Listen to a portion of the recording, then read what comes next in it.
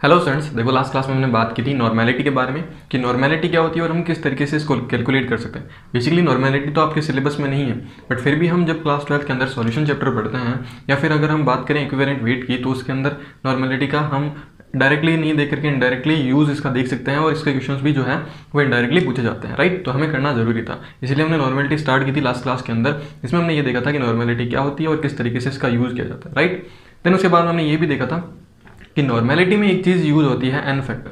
N factor हम किस तरीके से कैलकुलेट कर सकते हैं, या फिर इक्विवेलेंट वेट जो था, पहले हमने इक्विवेलेंट वेट देखा था। इक्विवेलेंट वेट किस तरीके से कैलकुलेट कर सकते थे, उसका ओल्ड वर्जन क्या था, उसका न्यू वर्जन क्या था, न्यू वर्जन में हम किस तरीके से उसका कैलकुलेशन करते हैं, राइट। देन उसके बाद हमने देखा था एन फैक्टर को हम किस तरीके से कैलकुलेट कर सकते हैं। एन फैक्टर में हमने ये देखा था कि अगर हमारे पास में कोई एसिड है तो उस एसिड के लिए एन फैक्टर कितना आएगा, या फिर कोई बेस है तो उसके लिए एन फैक्टर कितना आएगा, और अगर कोई सॉल्ट है तो उसके लिए हम एन फैक्टर किस तरीके से डिसाइड करेंगे। वो सारी चीज़ें जो है हमने प्रीवियस लेक्चर में देख ली है, राइट। अगर आप लोगों ने प्रीवियस लेक्चर नहीं देखा है तो प्लीज़ जाकर के प्रीवियस लेक्चर देख लीजिए, ताकि आपको पूरा का पूरा ये जो नॉर्मेलिटी का कॉन्सेप्ट है वो इजीली समझ में आ जाए, फिर आप इस लेक्चर पर मूव कर सकते हो, राइट। तो स्टार्ट करते हैं आज का लेक्चर, जिसमें हम बात करेंगे इक्विवेलेंट वेट की, ठीक है। अब ये देखो इक्विवेलेंट वेट और ये आपके सिलेबस में है, बुक में नहीं दे रखा। अब मोल कॉन्सेप्ट चैप्टर देखोगे तो उसके अंदर इक्विवेलेंट वेट या फिर वैलेंस एन फैक्टर ये सब चीज़ें नहीं दे रखी। बट जब हम कम्पिटिटिव एग्जाम की बात करते हैं तो उसके अंदर ये सारी चीज़ें जो है वो रिक्वायरमेंट होती है, राइट। तो देखो इक्विवेलेंट ग्राम इक्विवेलेंट क्या होता है और इक्विवेलेंट का कॉन्सेप्ट क्या होता है। सबसे ईजिएस्ट मेथड होता है इक्विवेलेंट वेट का, ठीक है। अगर आपको किसी भी रिएक्शन के अंदर प्रोडक्ट और रिएक्टेंट में कोई भी चीज़ फाइंड आउट करनी है, जैसे अगर आपको रिएक्टेंट की मोलैरिटी दे रखी है और प्रोडक्ट की मोलैरिटी हमें कैलकुलेट करनी है, राइट। तो इसमें हम क्या कर सकते हैं, इसमें एक सिंपलेस्ट मेथड है इक्विवेलेंस का। आप इक्विवेलेंस वेट दोनों का, रिएक्टेंट और प्रोडक्ट का, दोनों साइड इक्वल करो, देन उससे आप क्या निकाल सकते हो, उससे आप कोई भी क्वांटिटी या फिर कोई भी आप कंसंट्रेशन यूनिट जो है वो आप कैलकुलेट कर सकते हो, राइट। देखो किस तरीके से, पहले मैं आपको एक सिंपल सा एग्जांपल देता हूँ यहाँ पे, ठीक है। हम यहाँ पे ले लेते हैं। देखो हमारे पास में एक रिएक्शन है A प्लस बी और ये बनाता है आपका C प्लस बी, ठीक। हमें क्या करना है, हम जब भी रिएक्शन देखते हैं, मैं आपको बताऊंगा अभी ना नेक्स्ट क्लास में हम ये डिस्कस करेंगे कि जो रिएक्शंस होती है वो कितने टाइप की होती है और हम किस तरीके से उसमें परसेंटेज यील्ड भी हम पढ़ेंगे नेक्स्ट क्लास के अंदर, राइट। देखो A प्लस बी जो होता है C और D बनाता है, A और B रिएक्ट करके आपस में क्या बनाता है, C प्लस D बनाता है। चलो ठीक है, ये हो गया आपका रिएक्टेंट, ये हो गया आपका प्रोडक्ट। सपोज करो कि आपको A की मोलैरिटी दे रखी है और आपको D की मोलैरिटी पूछी गई है, ठीक है। A की मोलैरिटी दे रखी है, D की मोलैरिटी पूछी गई है। तो हम क्या करेंगे, जब भी कोई आप रिएक्शन देखो और उसके अंदर कोई भी कंसंट्रेशन यूनिट या फिर कोई भी चीज़ आपको कैलकुलेट करनी हो, उसका वेट कैलकुलेट करना हो, इक्विवेलेंट वेट कैलकुलेट करना हो, उसका एन फैक्टर कैलकुलेट करना हो, तो आप सिंपली क्या कर सकते हो, ये जितने भी आपके पास में रिएक्टेंट और प्रोडक्ट हैं उनके ग्राम इक्विवेलेंट इक्वल कर दो। इसका ग्राम इक्विवेलेंट इक्वल हो जाएगा किसके, इसके ग्राम इक्विवेलेंट से, ठीक है। फिर ये हो जाएगा इक्वल ग्राम इक्विवेलेंट ऑफ सी, और ये हो जाएगा किसके इक्वल, ग्राम इक्विवेलेंट ऑफ, अब देखो ठीक है, हमने सबके ग्राम इक्विवेलेंट क्या कर दी, हमने सबके ग्राम इक्विवेलेंट इक्वल कर दिए, ठीक है। अब हमें जिसके लिए जो चीज़ दे रखी है, जैसे सपोज हमें वेट दे रखा है, तो ग्राम इक्विवेलेंट से हम वेट का फॉर्मूला लिखेंगे कि ग्राम इक्विवेलेंट से हमें वेट का फॉर्मूला किस तरीके से मिलता है, वो कन्वर्जन हम यहाँ लिखेंगे। हमें सपोज बी का वॉल्यूम दे रखा है तो हम वॉल्यूम वाला फॉर्मूला लिख देंगे। हमें डी की मोलैरिटी निकालनी है तो हम मोलैरिटी का फॉर्मूला लिख देंगे, जिससे हम मोलैरिटी कैलकुलेट कर सकते हैं ग्राम इक्विवेलेंट से, ठीक है। फिर हम सपोज आपको सी का भी आपको वेट दे रखा है तो हम यहाँ पर भी क्या लगा देंगे, वेट का फॉर्मूला लगा देंगे। तो सबको इक्वल करेंगे तो आसानी से जो है वो आंसर आ जाएगा। नहीं तो हम क्या करेंगे, बहुत लॉन्ग मेथड यूज़ करते हैं, जिसके अंदर हम क्या करेंगे, पहले हम बहुत सारी चीज़ें निकालेंगे। जैसे अगर आपको नॉर्मेलिटी दे रखी है, ठीक है, तो अगर वेट दे रखा है तो वेट से आप किस तरीके से सबको एक ऐड करके फिर आप मोलैरिटी निकालते हो, तो वो एक लॉन्ग मेथड हो जाता है, लॉन्ग प्रोसेस हो जाता है। इक्विवेलेंट वेट जो होता है, इक्विवेलेंट से या इक्विवेलेंस कॉन्सेप्ट से आप इजीली निकाल सकते हो। आपको क्या करना है, आपको सिंपली रिएक्टेंट और प्रोडक्ट जितने भी है आपके पास में, उन सभी के ग्राम इक्विवेलेंट इक्वल करने हैं। ग्राम इक्विवेलेंट इक्वल करने के बाद में जो भी हमें इन्फॉर्मेशन प्रोवाइडेड है क्वेश्चन के अंदर, उसके रिस्पेक्ट में, उसके बिहाफ में हमें क्या करना है, हमें वो फॉर्मूला पुट करना है और पुट करके हमें सबको इक्वल कर देना, ठीक है, और पूरे को सॉल्व कर लेना, तो इजीली आंसर आ जाएगा। देखो किस तरीके से, ठीक है। हमारे पास में एक रिएक्शन है 2MnO4 माइनस 5C2O4 माइनस 2, क्या दे रहा है आपको, Mn+2 और Cu2 दे रखा है। देखो मोल कॉन्सेप्ट के अंदर जब हम मोलैरिटी पढ़ते हैं, मोलैरिटी, मोलैलिटी, मोल फ्रैक्शन ये पढ़ते हैं, ये तो आपके सिलेबस में है। ठीक है। लेकिन जब हम इक्विवेलेंस का कॉन्सेप्ट लेके आते हैं, जब हम एन फैक्टर को इंट्रोड्यूस करते हैं, तो ये कुछ चैप्टर्स के अंदर हमें जाना पड़ता है, राइट। जैसे हम रेडॉक्स को पढ़ना पड़ता है। मैंने आपको लास्ट क्लास में तो ये बोला था कि हम ऑक्सीडेशन नंबर देखेंगे और ऑक्सीडेशन और रिडक्शन रिएक्शन के अंदर हम किस तरीके से एन फैक्टर कैलकुलेट करते हैं वो देखेंगे। लेकिन वो भी पॉसिबल नहीं होगा क्योंकि हमें पहले उस रेडॉक्स पढ़नी पड़ेगी पूरी की पूरी, ठीक है। रेडॉक्स के अंदर ही हम ऑक्सीडेशन नंबर कैलकुलेट करते हैं, रेडॉक्स के अंदर ही हम ऑक्सीडेशन और रिडक्शन को पढ़ते हैं, राइट। तो इसीलिए अगर आपको ये थोड़ा, अगर जो स्टूडेंट 11th क्लास के स्टूडेंट हो आप लोग, अगर आपको समझ में नहीं भी आ रहा है तो आप बस एक बार के लिए आप देखो कि किस तरीके से ये कॉन्सेप्ट चलता है। जब हम रेडॉक्स पढ़ेंगे तो रेडॉक्स के अंदर आपको कंप्लीटली समझ में आ जाएगा, क्योंकि मैं इसको वापस से रेडॉक्स के अंदर क्या करूँगा, वापस से रेडॉक्स के अंदर हम इसको पढ़ेंगे। क्योंकि रेडॉक्स के अंदर जब हम ऑक्सीडेशन नंबर निकालेंगे तो हम फिर से जो क्वेश्चन ऑक्सीडेशन और रिडक्शन से रिलेटेड होंगे वो क्वेश्चन हम वहाँ पर करेंगे, राइट। तो मॉल कॉन्सेप्ट के बाद में हम वापस सीधी जो नेक्स्ट सीरीज होगी वो हमारी क्या आएगी, रेडॉक्स रिएक्शन की आएगी। तो रेडॉक्स रिएक्शन में भी हम कुछ ना कुछ चीज़ें पढ़ेंगे। तो आप ये मत सोचना कि आपको कुछ समझ में नहीं आ रहा, राइट, क्योंकि जो बिगिनर्स हैं उनको समझ में नहीं आ सकता है, ठीक है। तो देखो किस तरीके से होगा, आप सिर्फ स्टेप बाय स्टेप देखना कि किस तरीके से किया जाता है। देखो सबसे पहले तो हमें ये देखना है कि हमें ऑक्सीडेशन नंबर निकालना है, ठीक है। मैं आपको एक का ऑक्सीडेशन नंबर निकाल के बताता हूँ, ठीक है। आप उस मेथड से आप ऑक्सीडेशन नंबर निकाल सकते हो। वैसे तो अलग अलग मेथड होते हैं, अगर आपको स्ट्रक्चर दे रखी है तो उसका ऑक्सीडेशन नंबर अलग होता है, अगर आपको फॉर्मूला दे रखा है तो उसका ऑक्सीडेशन नंबर अलग तरीके से निकाला जाता है, राइट। वो हम किस में पढ़ेंगे, वो हम रेडॉक्स में पढ़ेंगे। तो मोल कॉन्सेप्ट के बाद में जो नेक्स्ट सीरीज आएगी वो क्या आएगी, रेडॉक्स की आएगी, राइट। तो देखो अगर हम इसका देखें तो इसका अगर हम ऑक्सीडेशन लिखें तो जिस एलिमेंट का आपको ऑक्सीडेशन नंबर निकालना होता है उसको आप एक्स मान लीजिए। हमें एम का निकालना है तो हमने एक्स मान लिया, ठीक है। हमने क्या मान लिया, एक्स मान लिया, ठीक। अब देखो प्लस ऑक्सीजन का कितना होता है, ऑक्सीजन 4 है, एक ऑक्सीजन का कितना होता है, एक ऑक्सीजन पर -2 चार्ज आता है, तो 4 ऑक्सीजन पर कितना आ जाएगा, -8 आ जाएगा। तो ये क्या आ जाएगा, x प्लस माइनस का 8, ठीक है, इज इक्वल टू हमेशा क्या करना है, 1 करना है।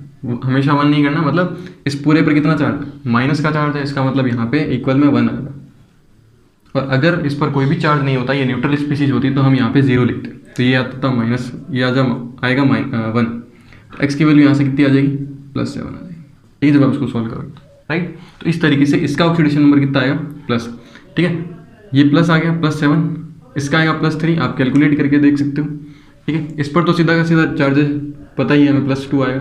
और इसका कितना आएगा, इसका आएगा +4, क्योंकि एक ऑक्सीजन पर -2 होता है, 2 ऑक्सीजन पर -4 हो जाएगा, उधर जाएगा तो प्लस में चला जाएगा, क्योंकि इस पर कोई भी चार्ज नहीं, तो न्यूट्रल स्पीसीज है। तो प्लस जो -4 होगा वो इस साइड जाएगा, 0 की साइड, तो क्या हो जाएगा, प्लस की साइड हो जाएगा, राइट। तो इस तरीके से हमने क्या निकाला, ऑक्सीडेशन नंबर निकाला। अब ऑक्सीडेशन नंबर से हम पता करेंगे कि इसमें इस रिएक्शन में रिडक्शन हो रहा है या फिर ऑक्सीडेशन हो रहा है, क्या दोनों ही हो रहे हैं, ठीक है। वो सब चीज़ें हम चेक करेंगे। वो हम इलेक्ट्रॉन जो भी ट्रांसफ़र होता है, इलेक्ट्रॉन का किस तरीके से ट्रांसफ़र किया गया है उसके बेसिस पर हम फाइंड आउट करते हैं ऑक्सीडेशन और रिडक्शन को, ठीक है। तो अगर आप लोगों ने ऑक्सीडेशन रिडक्शन 10th क्लास के अंदर पढ़ रखा हो, या फिर जो टारगेट के हैं जिन्होंने 11th क्लास में पढ़ रखा हो, तो आप समझ सकते हो, राइट। बाकी जिनको नहीं समझ में आ रहा वो रेडॉक्स रिएक्शन तक वेट करें, आपको ये समझ में आ जाएगा, ठीक है। ये मोल कॉन्सेप्ट का पार्ट नहीं, बट डायरेक्टली नहीं, इनडायरेक्टली रिलेटेड है। तो देखो हम बात करें MnO4 माइनस किस में कन्वर्ट हो रहा है, Mn+2 में कन्वर्ट हो रहा है। ध्यान से देखना इस प्रोसेस को, MnO4 माइनस जो है वो किस में कन्वर्ट हो रहा है, Mn+2 के अंदर कन्वर्ट हो रहा है। इसमें ऑक्सीडेशन इसका कितना है, +7 है, इसका ऑक्सीडेशन नंबर कितना है, +2 है।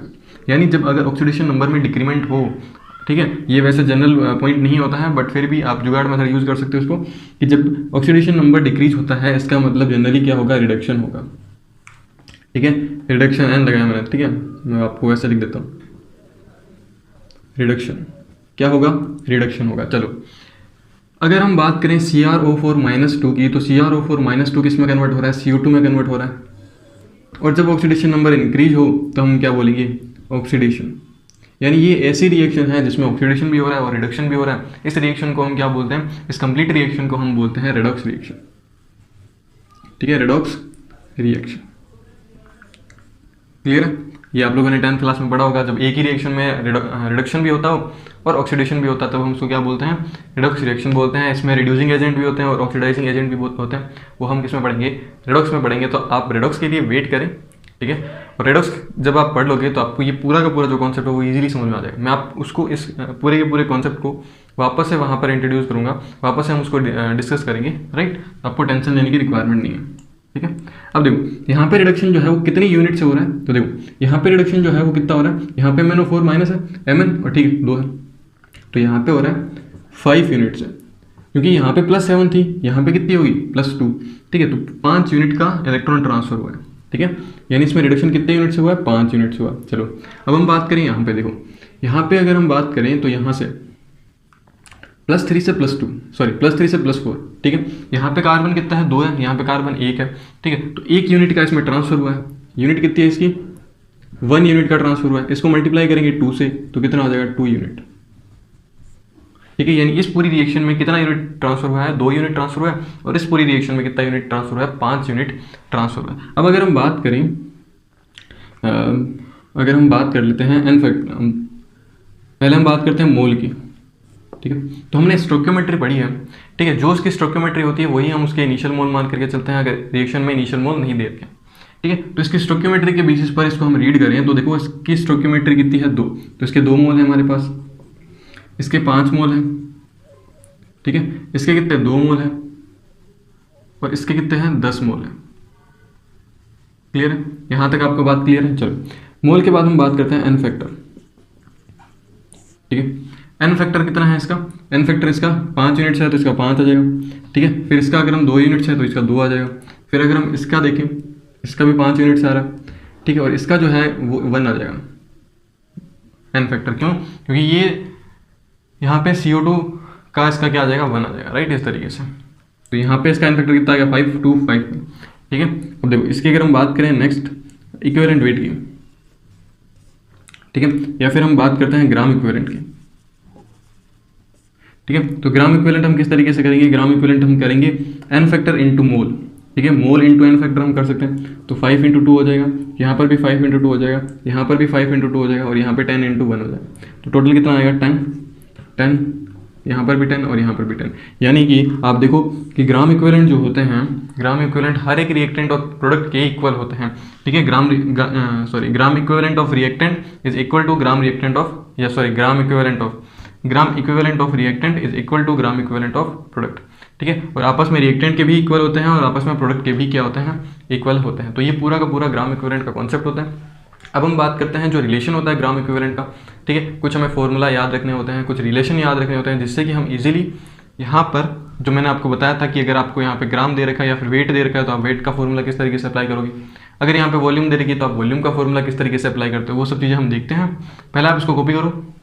और जो स्टूडेंट्स बिगिनर हैं, आप बिल्कुल भी टेंशन ना लो, जो 11th क्लास के अंदर है, जो भी स्टार्टिंग में मोल पढ़ रहे हैं, ठीक है, तो आप उतना ही पढ़ो जितना आपके NCERT के अंदर है। नॉर्मेलिटी, फॉर्मेलिटी या फिर जो भी आपकी वेपर डेंसिटी है या फिर जो भी आपकी चीज़ें हैं, जो एक सेकेंड, जो स्ट्रेंथ ऑफ H2O2 की हैं, वो सब चीज़ें जो है आपको आराम से समझ में आ जाएगी जब आप धीरे धीरे चैप्टर में मूव करोगे, राइट। आप इसको कॉपी करो। फिर हम बात करते हैं कि किस तरीके से हम रिलेशन याद रख सकते हैं ग्राम। ओके स्टूडेंट्स, अब हम बात करते हैं रिलेशन के बारे में कि ग्राम इक्विवेलेंट का किस तरीके से हम रिलेशन लिख सकते हैं। तो देखो सबसे इंपॉर्टेंट है ये कि जो ग्राम इक्विवेलेंट होता है, ये क्या होता है, ग्राम इक्विवेलेंट हम किस तरीके से कैलकुलेट करते हैं। ग्राम इक्विवेलेंट हम कैलकुलेट करते हैं वेट अपॉन इक्विवेलेंट वेट,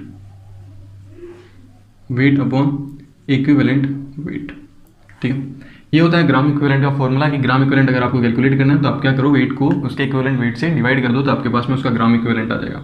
लेकिन हमारे पास में ग्राम इक्विवेलेंट तो आ गया, हमें पता होना चाहिए उसका इक्विवेलेंट वेट। किसी भी कंपाउंड का हम इक्विवेलेंट वेट कैसे कैलकुलेट करते हैं, तो देखो इक्विवेलेंट वेट जो होता है वो होता है molecular weight divided by N factor. और एन फैक्टर हम पता कर चुके हैं कि एन फैक्टर किस तरीके से कैलकुलेट किया जाता है। तो ग्राम इक्विवेलेंट वेट जो है वो क्या आ जाएगा, वेट अपॉन इक्विवेलेंट वेट। और इक्विवेलेंट वेट आपको कैलकुलेट करना है तो आप क्या करो, मॉलिक्यूलर वेट अपॉन में क्या कर दो, एन फैक्टर कर दो।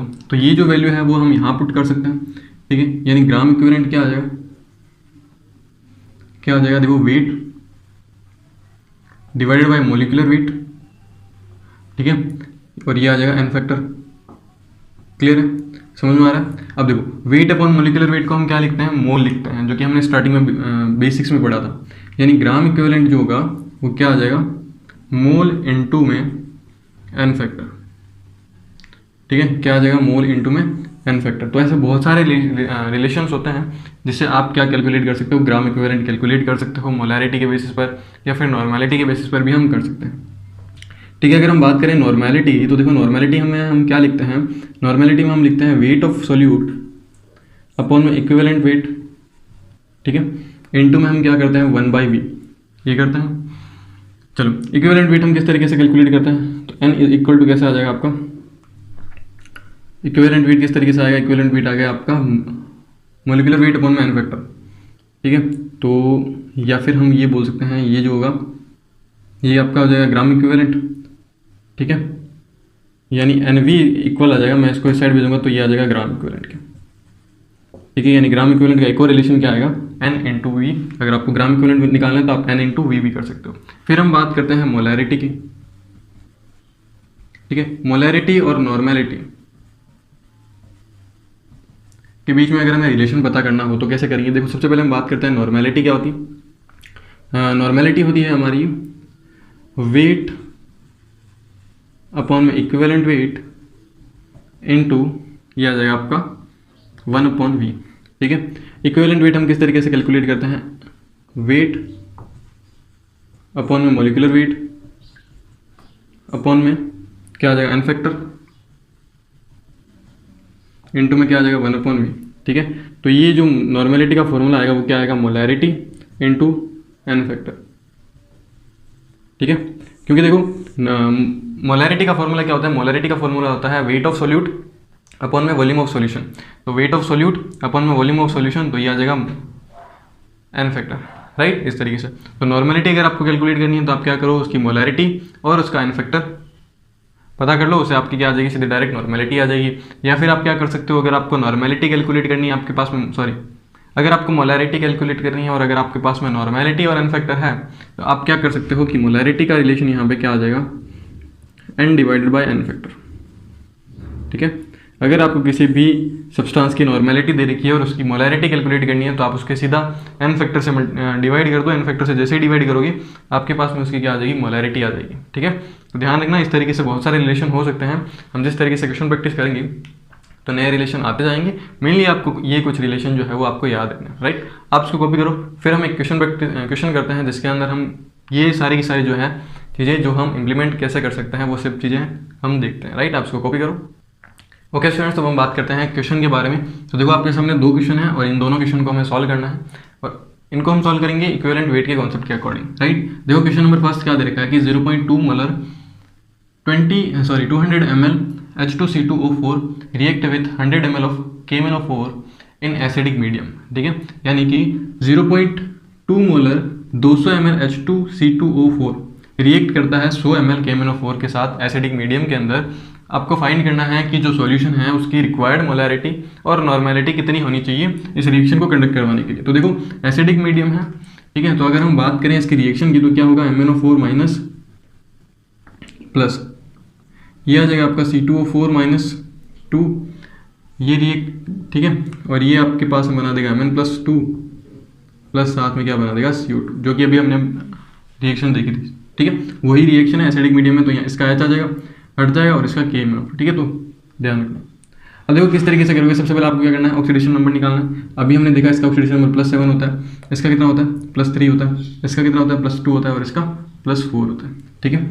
अगर हम बात करें इक्विवेलेंट वेट की कॉन्सेप्ट की तो हम क्या करेंगे, हम करेंगे gram equivalent of reactant is equal to gram equivalent of product, ठीक है।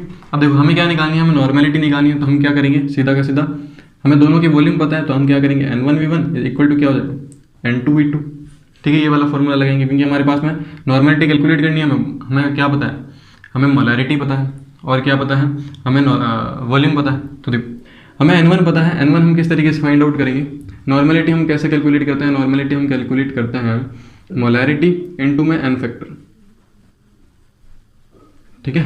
क्या करेंगे, नॉर्मेलिटी इनटू में क्या कर देंगे, इनटू में एन फैक्टर करेंगे, ठीक है, ठीक है। तो देखो अब कैसे करेंगे, हम लिखेंगे नॉर्मेलिटी हम किस तरीके से कैलकुलेट करते हैं, मोलैरिटी इनटू एन फैक्टर। तो H2C2O4 का एन फैक्टर कितना आएगा, 2 आएगा क्योंकि ये 2H+ को डोनेट कर सकता है, ठीक है। तो ये क्या करेगा, देखो 0.2 × 2 × 200, ये आपकी आ गई मोलैरिटी और ये आपकी क्या आ गई वॉल्यूम, ठीक है। फिर हम बात करेंगे, हमें N2 कैलकुलेट करना है। V2 कितना दे रखा, 100 ml दे रखा, ठीक है। तो यहाँ से N2 की वैल्यू आ जाएगी, N2 की वैल्यू कितनी आएगी, N2 की वैल्यू आ जाएगी 0.8, ठीक है, 0.8 आ जाएगी। फिर अगर हम बात करें यहाँ पे हमें मोलैरिटी निकालनी है तो मोलैरिटी कितनी होती है, मोलैरिटी होती है, मोलैरिटी हम कैसे निकालेंगे, नॉर्मेलिटी अपॉन में एन फैक्टर, तो ये कितना आ जाएगा 0.8 डिवाइडेड बाई 5, ठीक है। इसका n फैक्टर कितना आ जाएगा अब MnO4 माइनस का, तो ये आ जाएगा 5, ठीक है। तो इस तरीके से हम करेंगे तो ये कितना आ जाएगा 8/50 आ जाएगा, ठीक है। तो इस तरीके से हम क्या कर सकते हैं, मोलैरिटी कैलकुलेट कर सकते हैं। फिर हम बात करते हैं नेक्स्ट रिएक्शन की। तो नेक्स्ट रिएक्शन हम किस तरीके से करेंगे, देखो 0.1 मोलर 500 ml FeSO4 दे रखा है जो कि रिएक्ट करता है KMnO4 के साथ, और एसिडिक मीडियम के अंदर आपको बताना है KMnO4 का कितना वेट रिएक्ट करेगा। तो देखो सिंपल सा है, आप क्या करो, रिएक्शन लिखो MnO4 माइनस प्लस Fe+2, ये बनाता है Mn+2 प्लस साथ में क्या दे देगा आपको Fe+3 दे देगा। इसका ऑक्सीडेशन नंबर लिखोगे तो इसका ऑक्सीडेशन नंबर कितना आएगा, +7, फिर इसका कितना आएगा +2 और +3, ठीक है। अब देखो हम किस तरीके से करेंगे, ग्राम इक्विवेलेंट इक्वल कर देंगे, ठीक है। अब देखो इसके अंदर हम क्या लिखेंगे, इसके अंदर हमें वेट निकालना है, तो ये फॉर्मूला लगाएंगे वेट अपॉन इक्विवेलेंट वेट का, ठीक है। और इसके अंदर हमें क्या कैलकुलेट क्या दे रखा है, हमें वॉल्यूम दे रखा है, मोलैरिटी दे रखी है, तो हम कौन सा फॉर्मूला लगाएंगे, हम फॉर्मूला लगाएंगे molarity into volume into n factor, ठीक है। मोलैरिटी कितनी दे रखी है 0.1 इंटू वॉल्यूम कितना दे रखा है 500 इंटू एन फैक्टर कितना, फैक्टर आ जाएगा 1, ठीक। अब देखो इक्विवेलेंट वेट हम किस तरीके से कैलकुलेट करते हैं, मैं आपको यहाँ पे लिख के बताता हूँ। देखो वेट अपॉन में हम क्या करेंगे, मोलिकुलर वेट डिवाइडेड बाय हम क्या करते हैं एन फैक्टर करते हैं, ठीक है। तो ये आ जाएगा 158 डिवाइडेड बाई 5, क्योंकि इसका एन फैक्टर कितना आ जाएगा 5, इक्वल हो जाएगा किसके 0.1 इंटू 500, ठीक है। अब ये आ जाएगा आपका वेट अपॉन में 158 डिवाइडेड बाई 5m, तो ये 5 ऊपर चला जाएगा, ठीक है, मल्टीप्लाई में आ जाएगा 5, और ये आ जाएगा 0.1 इंटू 500, इसको आप इस साइड लेके आओ तो W इज टू कितना आ जाएगा 0.1 इंटू 500 डिवाइड बाई कितना आ जाएगा, ये इससे साइड आ गया ना, तो ये आ जाएगा 158 और ये आ जाएगा इसके नीचे, ठीक है 5, और ये आप इसको काटोगे कितना आ जाएगा 100, तो जो वैल्यू आएगी वो कितनी आएगी 1.58 आ जाएगी, ठीक है। तो इस तरीके से आप क्या कर सकते हो, इस तरीके से कैलकुलेट कर सकते हो। आपको ये चेक करना है कि जो भी आपको गिवन है उसके हिसाब से आपको इक्विवेलेंट वेट का फॉर्मूला लगाना है। तो हमने यहाँ पे इक्विवेलेंट वेट का फॉर्मूला लगाया, वेट अपॉन इक्विवेलेंट वेट का, फिर हमने यहाँ पे ग्राम इक्विवेलेंट में लिखा molarity into volume into n factor. आप ये भी लिख सकते हो रिलेशन, ठीक है। या आप सीधा क्या कर सकते हो, नॉर्मेलिटी इनटू एन फैक्टर भी कर सकते हो, ठीक है। आप molarity into volume into n factor भी कर सकते हो, राइट। इस तरीके से हम इस टाइप के क्वेश्चन को सॉल्व कर सकते हैं। ओके स्टूडेंट्स, तो हम बात करते हैं इक्विवेलेंट वेट के बारे में एक और चीज़, ठीक है, जो कि आपको कभी भी काम आ सकती है कि इक्विवेलेंट वेट जो है, जैसे भी आपको अगर हम बात करें मेटल ऑक्साइड दे रखा हो, मेटल हाइड्राइड दे रखा हो, या फिर मेटल क्लोराइड दे रखा हो, इनके लिए आप इक्विवेलेंट वेट किस तरीके से कैलकुलेट करोगे वो हम बात करते हैं, ठीक है। हम सबसे पहले देखो फॉर्मूला याद रखना है, बाकी जो भी मेथड है वो आपको याद नहीं रखना है, ठीक है। और रेयर चांसेस होते हैं इसमें क्वेश्चन पूछने के, तो आपको सीधा डायरेक्ट फॉर्मूला याद रखोगे तो फॉर्मूले से आप सीधा डायरेक्ट क्या कर सकते हो, लेकिन आप पूरा डेरिवेशन याद रखोगे तो थोड़ा डिफिकल्ट हो जाएगा, राइट। इसीलिए सबसे पहले हम बात करते हैं ऑक्साइड के लिए, ठीक है। मेटल ऑक्साइड के लिए अगर हम बात करें तो इसके लिए बहुत ही सिंपल है, किस तरीके से हम कैलकुलेट करेंगे कि जो भी आपका मेटल है वो क्या बनाता है, आपका मेटल ऑक्साइड बनाता है रिएक्शन करके, ठीक है। तो देखो ये मेटल हो गया, ये क्या बनाएगा आपका मेटल ऑक्साइड, ठीक है। क्या बनेगा मेटल ऑक्साइड, किसके साथ रिएक्शन करके, ऑक्सीजन के साथ रिएक्शन करेगा और मेटल ऑक्साइड बना देगा, ठीक है। हम यहाँ पे लिख भी लेते हैं कि मेटल जो होगा ये रिएक्शन करता है ऑक्सीजन के साथ, ठीक। अब देखो इसका अगर हमें इक्विवेलेंट वेट निकालना है, equivalent weight of metal oxide, ठीक है। सपोज इसका A है, A1 है, इसका क्या है A2 है, ठीक है। तो बताओ आपको अगर ऑक्सीजन का निकालना हो तो आप क्या करोगे, A2 माइनस A1 कर दोगे तो आपके पास में ऑक्सीजन का आ जाएगा। हमें मेटल का हमें इक्विवेलेंट वेट निकालना है तो हम क्या करेंगे, हम लिखेंगे A1 divide by A2 minus A1 into में क्या कर देंगे, ऑक्साइड है तो 8 लगेंगे, ठीक है। क्या करना है आपको मेटल का इक्विवेलेंट वेट निकालना है, मेटल का इक्विवेलेंट वेट निकालो, डिवाइड कर दो A2 माइनस A1 से, इनटू क्या आ जाएगा 8 आ जाएगा जब हम ऑक्साइड की बात करेंगे। सिमिलरली अगर हम बात करेंगे हाइड्राइड की, ठीक है, तो हाइड्राइड में क्या होता है, मेटल जो होगा वो किसके साथ रिएक्शन करेगा, हाइड्रोजन के साथ, और हाइड्रोजन के साथ रिएक्शन करके क्या बनाएगा, मेटल हाइड्राइड बनेगा। क्या बनाएगा, मेटल हाइड्राइड, ठीक है, मेटल हाइड्राइड बनेगा। तो हम क्या करेंगे, अगर हमें इक्विवेलेंट वेट ऑफ मेटल निकालना है, सॉरी ये मेटल है ध्यान रखना, मेटल ऑक्साइड, ठीक है। अगर हमें इक्विवेलेंट वेट निकालना है तो इक्विवेलेंट वेट हम किस तरीके से निकालेंगे, तो देखो ये आ जाएगा A1 divide by A2 minus A1। Similarly यहाँ पे ये A1 हो गया, ये A2 हो गया, ये हो जाएगा A2 माइनस A1। इनटू में क्या कर देंगे, 1 कर देंगे। तो फॉर्मूला सेम रहेगा। ऑक्साइड की बात आए तो इंटू 8 कर देना, हाइड्रेट की बात आए तो इंटू 1 कर देना, और सिमिलरली थर्ड आएगा आपका क्या आएगा, क्लोराइड। ठीक है। और अगर क्लोराइड आए तो आप क्या करोगे, इक्विवेलेंट वेट किस तरीके से आएगा, A1 अपॉन में A2 माइनस A1 इनटू में क्या आ जाएगा 35.5। ठीक है। तो ये आ जाएगा क्लोराइड के लिए। तो फॉर्मूला सेम है, हमें सिर्फ चेंज क्या करनी है, ये वैल्यू चेंज करनी है। अगर ऑक्साइड की बात आती है तो इंटू 8 कर देंगे, क्लोराइड की बात आती है तो 35.5 कर देंगे, और हाइड्रेट की बात आती है तो इंटू 1 कर देंगे। राइट। इस तरीके से आप क्या कर सकते हो, जो भी मेटल ऑक्साइड है, मेटल से मेटल ऑक्साइड जो कन्वर्जन है उसमें आप इक्विवेलेंट वेट निकाल सकते हो इस तरीके से। राइट। आप इसको कॉपी करो, फिर हम इक्वेशन करते हैं। देन उसके बाद हम बात करेंगे एक और टाइप के मेथड के बारे में, जो कि होगा डबल डिकम्पोजिशन मेथड। राइट। तो आप इसको कॉपी करो। ओके स्टूडेंट्स, देखो क्वेश्चन करते हैं। क्वेश्चन आपको क्या दे रखा है, आपको दे रखा है कि 2 ग्राम मेटल जो है वो रिएक्ट करता है ऑक्सीजन के साथ और 6 ग्राम मेटल ऑक्साइड बनाता है। M का मतलब मेटल हो गया, MO का मतलब मेटल ऑक्साइड हो गया। राइट। आपको कैलकुलेट करना है इक्विवेलेंट वेट ऑफ मेटल का। तो आप किस तरीके से कैलकुलेट करोगे, तो आपके पास में ऑक्साइड है, तो देखो A1 अपॉन में A2 माइनस क्या आ जाएगा A1 इंटू में क्या आ जाएगा 8। तो A1 कितना है आपको 2 दे रखा है, यह आ जाएगा 6 माइनस 2 इंटू क्या आ जाएगा 8। तो ये कितना आ जाएगा आपके, ये आ जाएगा 2 डिवाइडेड बाई ये कितना आ जाएगा 4 इंटू 8। ठीक है। आप इसको काटोगे कितना आएगा 1/8/2 आ जाएगा, कितना आ जाएगा 4। ठीक है। तो इक्विवेलेंट वेट कितना आ जाएगा 4 ग्राम इक्विवेलेंट वेट आ जाएगा। अब देखो नेक्स्ट हम बात करते हैं डबल डीकम्पोजिशन मेथड की, कि डबल डीकम्पोजिशन मेथड में हम इक्विवेलेंट वेट किस तरीके से कैलकुलेट कर सकते हैं वो हम देखते हैं। तो देखो बहुत ही सिंपल है। क्या है, हमारे पास में एक रिएक्शन होती है M2CO3 का होल ट्वाइस। ठीक है। इसका हम डीकम्पोजिशन करवाते हैं तो ये बनाता है आपका M2OX। ठीक है। ये कुछ प्रोडक्ट बनाता है।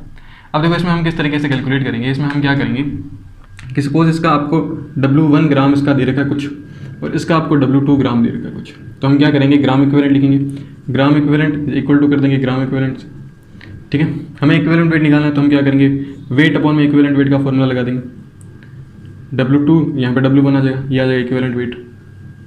ठीक है। इस तरीके से कर देंगे। अब देखो हम क्या करेंगे, वेट को एक साइड ले आएंगे और इक्विवेलेंट वेट को एक साइड ले आएंगे। तो यह क्या हो जाएगा, देखो W1 अपॉन में W2 इक्वल टू किसके हो जाएगा, equivalent weight of 1 and equivalent weight of 2। ठीक है। अगर हम इसको सॉल्व करेंगे तो देखो क्या आएगा, W1 divided by W2 equivalent weight 1 किसका होगा, इक्विवेलेंट वेट 1 इसका होगा। तो यहाँ पर हम लिखेंगे इक्विवेलेंट वेट ऑफ M2CO3 का उल्टा इस। ठीक है। और यहाँ पर क्या आ जाएगा, इक्विवेलेंट वेट ऑफ M2OX। ठीक है। जब हम इनको ब्रेक करेंगे तो हमारे पास में देखो क्या आएगा, W1 अपॉन में W2 इक्वल किसके आ जाएगा, इक्विवेलेंट वेट ऑफ, ये आ जाएगा आपके पास में M-2। ठीक है। M+2 आ जाएगा और ये आ जाएगा CO3-2। ठीक है। फिर वैसे ही यहाँ पे अगर हम इसको ब्रेक करेंगे तो क्या आएगा, इक्विवेलेंट वेट ऑफ M+2 और ये आ जाएगा आपका O-2। राइट। इस तरीके से। तो देखो अब अगर हम बात करें, हमें इसका इक्विवेलेंट वेट तो पता होगा। ठीक है। तो इन दोनों का इक्विवेलेंट वेट हम निकालेंगे। ठीक है।